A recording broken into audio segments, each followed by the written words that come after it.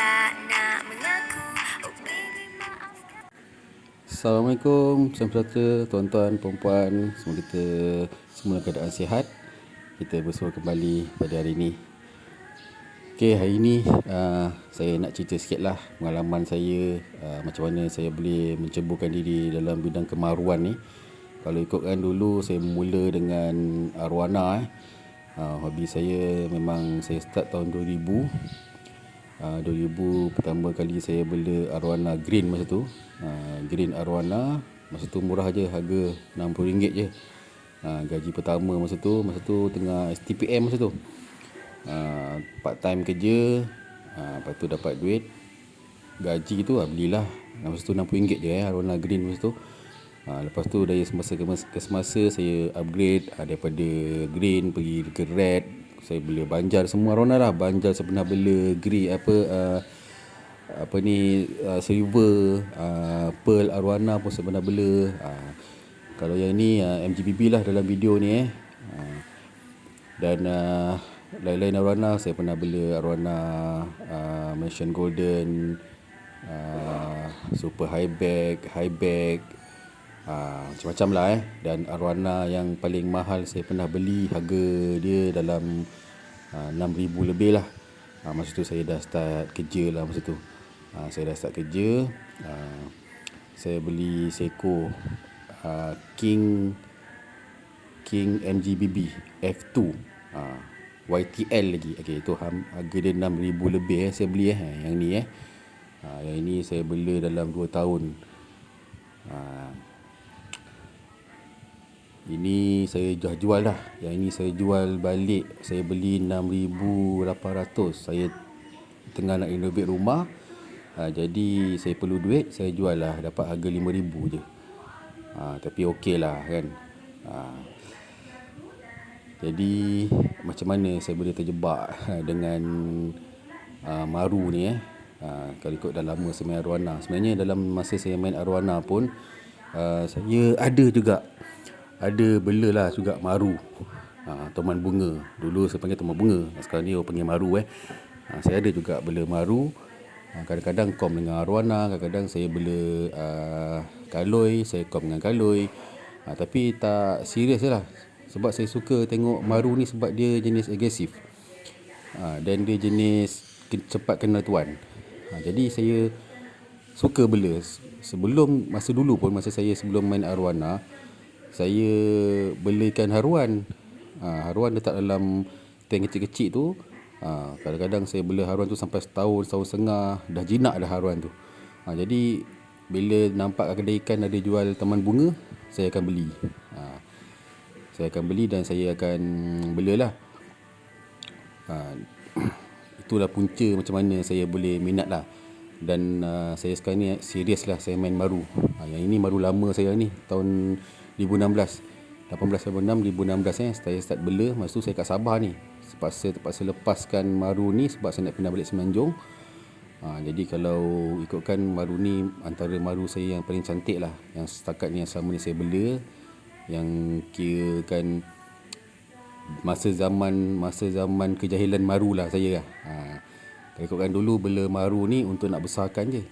Sebab kita ingatkan bila dia besar dia akan tumbuh bunga banyak. Tapi bila kita besarkan cepat, tuan-tuan dapat tengok sendiri, bunga dia tak ada pun, sikit je. Tapi saya besar ni. Okay. Yang ini masa tu hari-hari makan udang pasar. Masa tu udang pasar kat Sabah memang murah. Kalau beli RM10 tu banyak dapat. Udang dia fresh semua. Di samping bela maru ni, saya ada bela kaloi jugalah. Kaloi ada, flower horn pun ada saya bela. Yang ini pakai undergravel filter.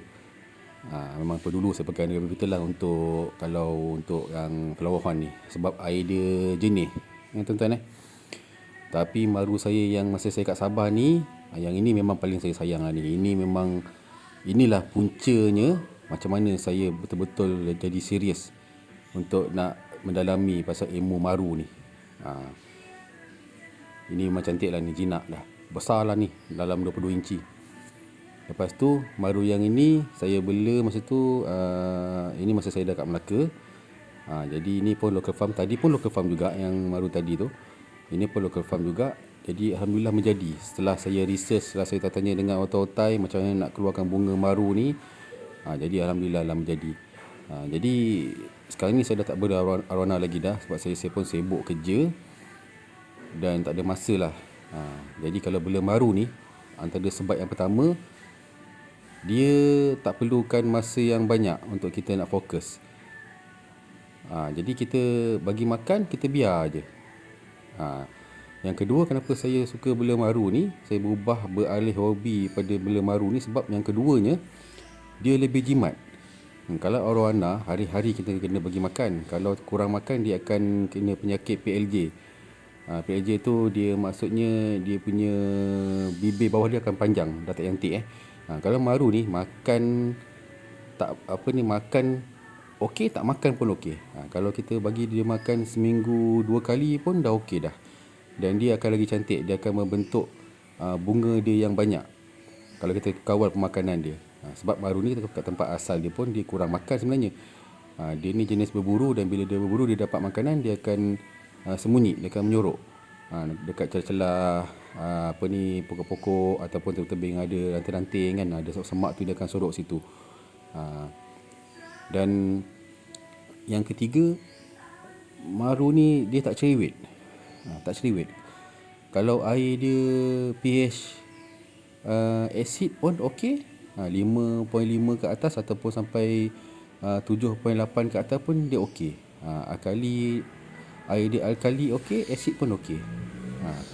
Dan maru ni saya tengok dia jenis cepat kena tuan, dan kalau dia dah sekali mental dia dah stabil, dia akan lebih agresif dan dia akan semudah berinteraksi dengan tuan dia. Siap boleh pegang-pegang lagi. Itulah. Dan satu lagi sebab saya suka bela maru ni, cabaran dia bela maru ni. Kalau arowana kita cuma tanning untuk naikkan warna, tapi maru ni kalau tanning by lampu ataupun natural sunlight tu untuk warna, tapi kita kena tanning bunga, kita kena tanning mantle, dan kita kena pastikan bar dia tu terang. Banyak dia punya cabaran dia kalau maru ni. Jadi itu yang menarik minat saya lah, dan saya lebih fokus lah bela maru ni. Macam tadi saya pun ada cakap, bela maru ni jimat lah. Tak payah guna filter, tak payah guna air pump, tak payah guna aerator, tak payah. Dan saya amalkan maru saya ni semua ikut suhu persekitaran. Saya letak maru saya ni dekat semi outdoor. Jadi kalau siang tu panas, malam tu sejuk lah. Jadi dia dah biasa. Saya tak perlukan heater pun. Heater hanya perlu bila maru ni sakit saja.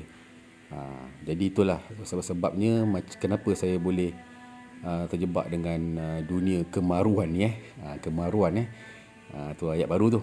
Okey, kawan-kawan, kalau bela maru ni tak ada bunga, serupa kita bela ikan haruan. Itu akan kata saya lah. Jadi yang penting kita progress bunga, kita progress mental, warna, dan yang penting kita jangan putus asa untuk program maru ni. Saya pun masih belajar lagi. Sekarang ni baru saya fokus lebih pada nak develop bunga maru. Okey, tuan-tuan, itu saja perkongsian saya untuk hari ni. Jadi hobi apa-apa pun yang penting kita utamakan keluarga. Semampunya kita berhobi, jangan sampai membebankan. Akhir kata daripada saya, semoga kita berjumpa kembali di dalam video-video yang lain. Semoga semuanya sihat, sejahtera, jaga diri, jaga kesihatan. Assalamualaikum. Bye.